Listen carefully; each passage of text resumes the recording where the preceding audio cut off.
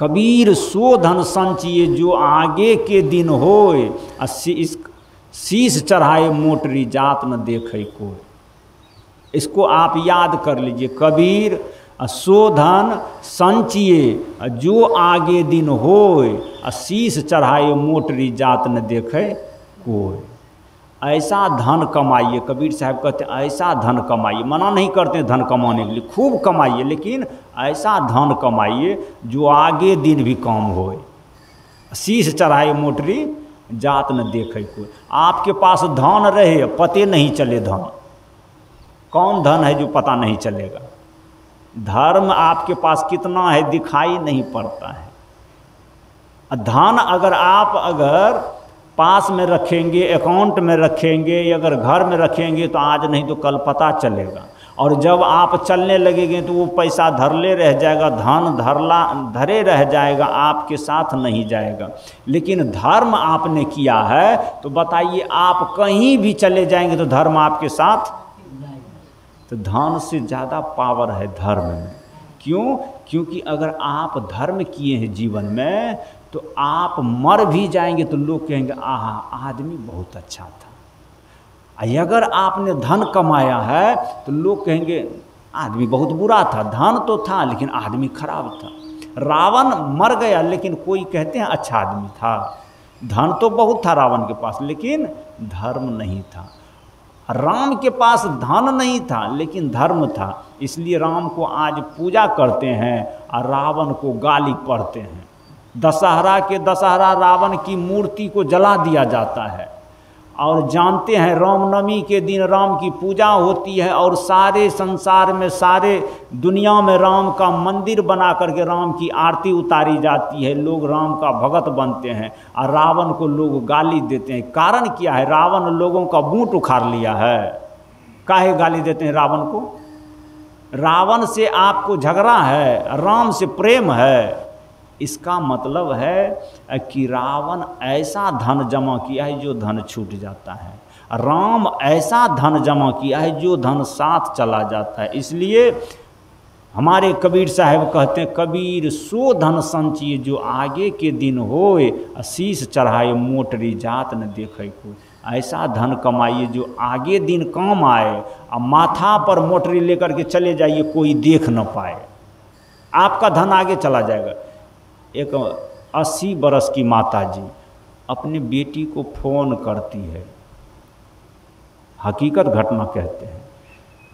हमसे कहा कि बाबा यहाँ तो हमारे पास गाछी है, आम है, कटहल है, लीची है, फल का समय आया है, बेटा पुतोह सब खा रहे हैं अघाय अघाय के, लेकिन नाती बेटी जमाई को हिस्सा नहीं दिए हैं। तो हमने कहा क्या करेगी, अब तुम्हारा तो कुछ चलने वाला नहीं है। कहा कि बाबा हम उसको देना चाहते हैं। हमने कहा कि कैसे देगी, तुम ही को देना बंद कर देगी। क्यों? तूने जो कमाया है वो दूसरा ही खाएगा। जो घर तुमने बनाया उस घर पर अधिकार किसी और का हो गया है। अब वो सब मतलब छोड़ दो। तो माता जी कहती है हमारे पास बुद्धि है, सक्सेस है। हमने कहा कि क्या करेगी?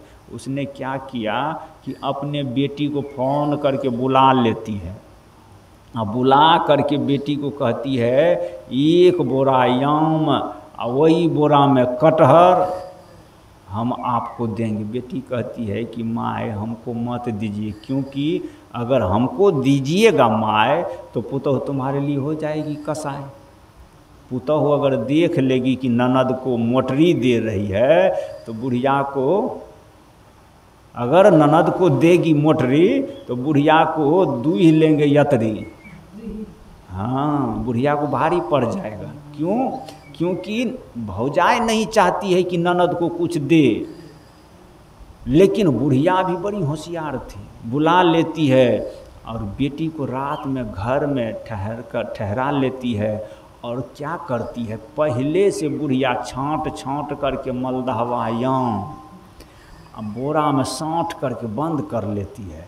अब बेटी को बुला लेती है तो भौजाई सोचती है आई है तो 2-4 खाएगी, 10-20 खाएगी, खूब खिलाती है, लेकिन ले कर के जाने के लिए मोटरी नहीं बांधती है। लेकिन कहीं कहीं पर होता है एकक पूरी में 9 रुपया, भाग जाग लोगे भूखनी, भाग जाग लोगे। जो मोटरी माँ को भेजती है वो बहन को चली जाती है, जो बहन को भेजती है वो माँ को चली जाती है। तो बुद्धि से इस धरती पर पता नहीं आदमी तो क्या नहीं कर देता है, पहाड़ को भी उखाड़ के फेंक देता है। माता जी बुद्धि लगाती है, बेटी के लिए बोरा में ठांस ठांस करके छांट छांट करके मलदहवा आम रखी है। अब सुबह में गाड़ी है यहाँ से 5 बजे कटिहार इंटरसिटी, तो माँ क्या करती है, बेटी को कहती है कि तुम सो जाओ, सोने के लिए छोड़ देती है, 4-5 बजे तक सोती है। बुढ़िया 3 बजे जगती है। हमको दिया 100 रुपया, कहा कि बाबा आप ये अपने गाड़ी से ये बोरा को 3 बजे भोरे स्टेशन पर पहुँचाए। बोरा पहले पहुँच गया, बेटी घरे में रह गई। और ननद देख रही है कि इसके हाथ में देखेंगे झोला, इसके माथा पर देखेंगे मोटरी, और मोटरी तो पहले पहुंच गया है। और वहाँ मोटरी पहुंच करके रखा है। जब निकलने लगा, गाड़ी का समय हुआ, तो भौजाई ननद का देह देखती है, मोटरी देखती, तो मोटरी कुछ नहीं, छुच्छे हाथ।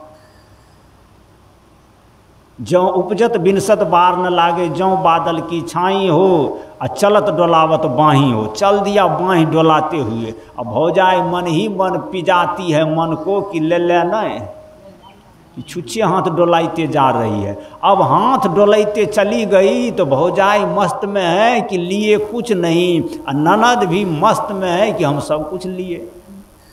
बताइए, सांप भी मर गया, लाठी भी बच गया। आप लोग भी देखिए, बात ये है कि हमने तो अभी सबको सामूहिक रूप से कह दिया। मुसीबत है कि पुतौह भी इस मंत्र को जान गई, अब ये मंत्र काम नहीं करेगा, दूसरा कोई मंत्र लगाइएगा, नहीं तो पकड़े जाइएगा।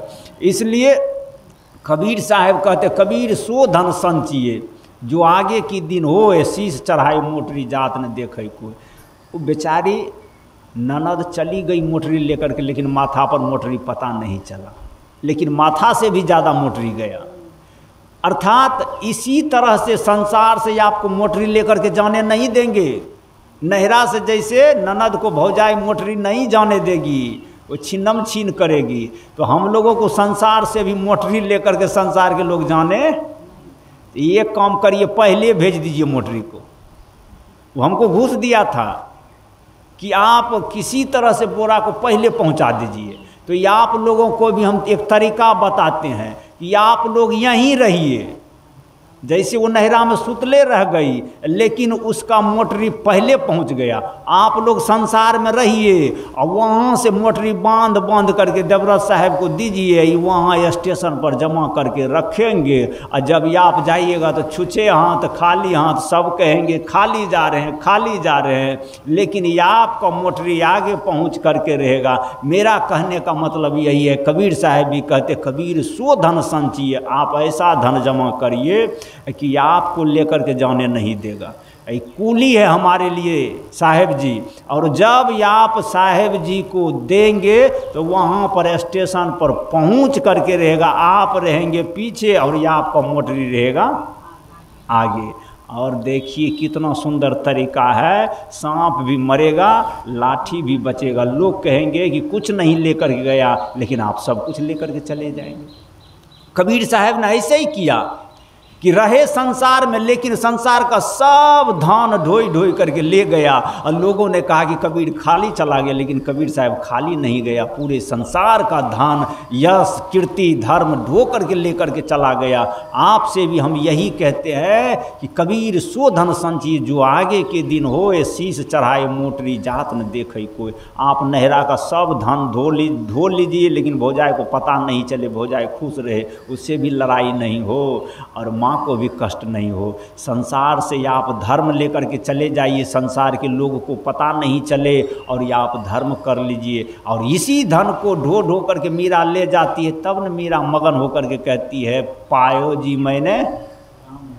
सब रानी कहती है कि मीरा कुछ लेकर के नहीं जाएगी, सब छूट गया। मीरा कहती है हम सब लेकर के जा रहे हैं, खर्च न खूटे चोर न लूटे, दिन दिन बढ़त सवायो।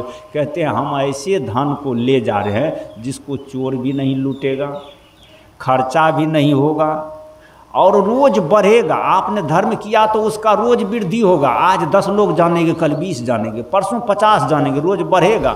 जैसे ब्याज बढ़ता है वैसे धर्म का भी ब्याज बढ़ता है। कबीर साहब रोज बढ़ते चले जा रहे हैं। आज आप जान रहे हैं कबीर साहब, कल आपके बेटा पुतहु जानेंगे, कल आने वाला और पीढ़ी जानेंगे, तो कबीर साहब का और वृद्धि होते जाएगा। तो मैं कहना चाहता हूँ ऐसा धन कमाइए जो धन का वृद्धि हो और जो धन का कभी नाश नहीं हो, तो वो धन हमारे लिए धर्म है और हम लोगों को सदा धर्म करते रहना चाहिए। और धर्म ऐसा संपत्ति है जो आदमी से पहले पहुँच जाता है। देखिए धर्म आपके साथ आया है। आप जब जन्म नहीं लिए थे तो धर्म ने आपका पहले भोजन का व्यवस्था किया था। आपका भी धर्म है, आप मरेंगे उससे पहले वहाँ कुछ भेज दीजिए, क्योंकि आपके जाने से पहले यहाँ आया था कि नहीं आया था। हम लोग माँ के गर्भ में थे, बछड़ा माँ गाय के पेट में रहता है, लेकिन गाय के थन में दूध पहले आता है। किसान कहता है कि गाय के दूध थन में आ गया है, अब बच्चा भी आने वाला है, तो दूध से पता चलता है। तो मैं कहता हूँ कि बताइए, जीव धरती पर आने से पहले धर्म उसका व्यवस्था करता है, तो जीव का भी धर्म है कि जाने से पहले वहाँ के लिए भी व्यवस्था करे। यही हमारा धर्म है, यही हमारा दायित्व